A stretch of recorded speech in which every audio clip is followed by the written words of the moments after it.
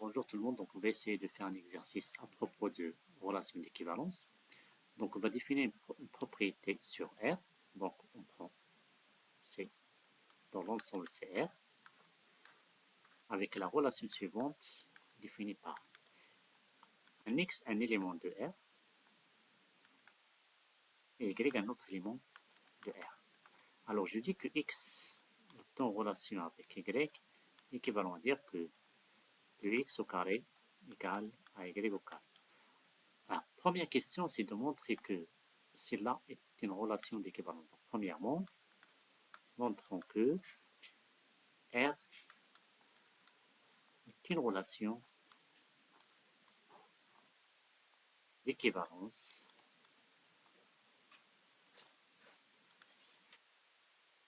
sur R.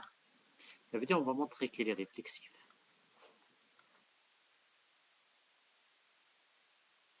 Qu'il est symétrique et qu'il est transitif. Donc c'est facile de montrer ça, on va voir comment on l'a montré.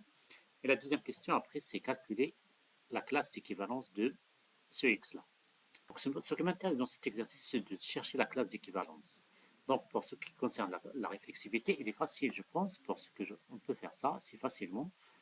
Donc réflexif, ça veut dire que je montre que quel que soit X appartenant à R, la X est en relation avec X. Et ça, c'est vérifié parce qu'on a déjà X au carré, toujours égal à X au carré. Donc c'est là, c'est rien à démontrer parce qu'on sait que l'égalité, c'est déjà une relation d'équivalence, et par suite, l'égalité d'un nombre, le même nombre, c'est égal déjà, donc on a, ça c'est toujours vérifié.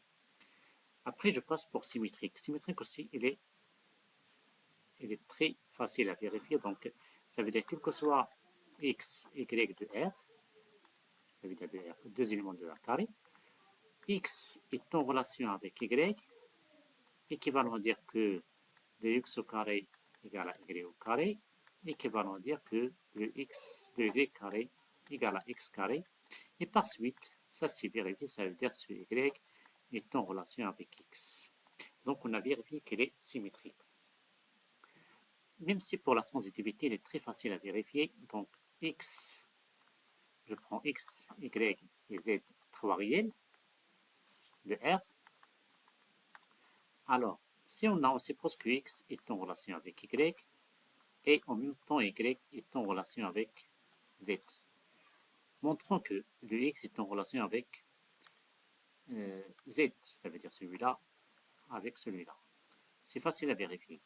Donc, on peut continuer ça avec une équivalence. Donc ça, c'est équivalent à dire que on applique X au carré égale à Y carré, et en même temps Y carré égale à Z carré. Ça veut dire qu'on a l'égalité ici, donc c'est transitif parce que c'est l'égalité, c'est déjà transitif. Ça veut dire que X carré égale à Y, à Z carré, pardon. Donc on a une application de ça, donc on a vérifié qu'elle est transitive. Ça veut dire que la première question, elle est facile à vérifier, donc c'est une relation d'équivalence. Je passe pour parler de la classe d'équivalence d'un élément donné. Donc la classe d'équivalence, donc deuxièmement, la classe d'équivalence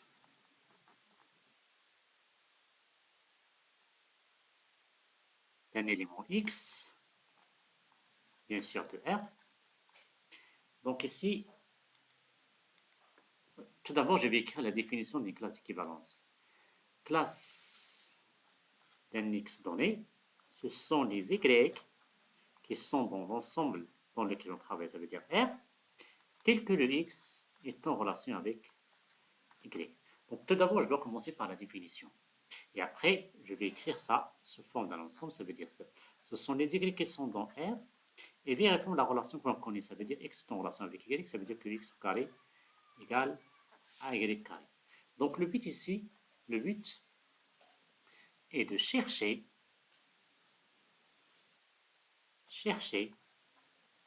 les Y, tous les Y qui sont en relation avec X, ça veut dire vérifions la relation x au carré est égal à y carré. Et cela revient à résoudre l'équation x carré est égal à y carré. Ça veut dire, avec l'inconnu, c'est y. Ça veut dire, je cherche c'est quoi le y avec cette équation-là. Bien sûr, on a l'équation, donc on va faire une équation avec y. Donc ça veut dire ça, c'est équivalent à dire que ce sont les y qui sont dans r carré. Et puisque celle-là, c'est une équation de deuxième degré, ça veut dire que je vais faire donc y carré moins x carré égale à 0. Donc toujours, je dois faire une équation. C'est-à-dire que ce sont les y qui appartiennent à R. C'est une équation de y que je peux factoriser. Ça veut dire c'est y moins x, facteur de y plus x. Donc un produit dans R, ça veut dire c'est... Un produit dans R, ça veut dire on a celui est égal à 0, celui est égal à 0. Ça veut dire ça, c'est équivalent à dire que c'est y appartenant à R, tel que y moins x égale à 0, ou y plus x égale à 0.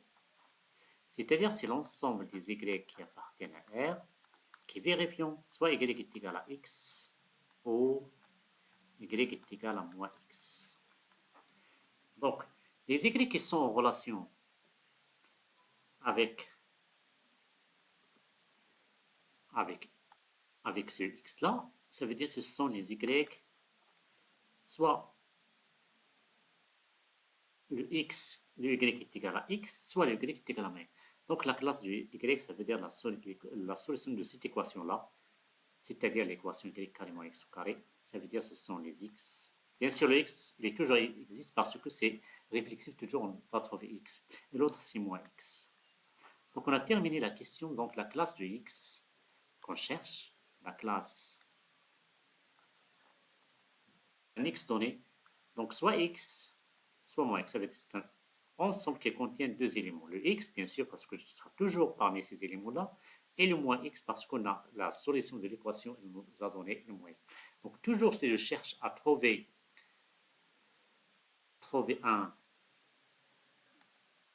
une classe d'équivalence, je dois résoudre l'équation suivante, x est en relation avec y. Donc, essayez toujours de faire ça. C'est facile toujours. Donc, ça dépend de la relation. Ce qui nous intéresse, c'est que je dois résoudre l'équation en inconnu, ou l'inconnu et y. Ça veut dire ce y-là. Ça, c'est l'inconnu. Parce que je trouve une équation. Et après l'équation, je vais résoudre l'équation. Ça veut dire que ça dépend de chaque relation donnée. Donc, toujours, je dois faire la factorisation pour ne pas appeler des éléments. Je ne peux pas simplifier. Ne simplifie jamais. Ça veut dire il faut faire attention pour avoir la solution d'une équation donnée. Bien sûr, avec l'inconnu, c'est celui-là qui est un élément de R. Donc, c'est terminé pour la classe d'équivalence. Ça veut dire c'est terminé pour cet exercice-là. Je pense que c'est facile. Donc, on définit sur R la relation d'équivalence suivante. Montrer que R est une relation d'équivalence. Et après, donner la classe d'équivalence d'un élément X du R. Et bon courage. Donc, essayez de revoir l'exercice pour bien comprendre c'est quoi une classe d'équivalence en général. Donc c'est facile à le vérifier. Donc bon courage et merci.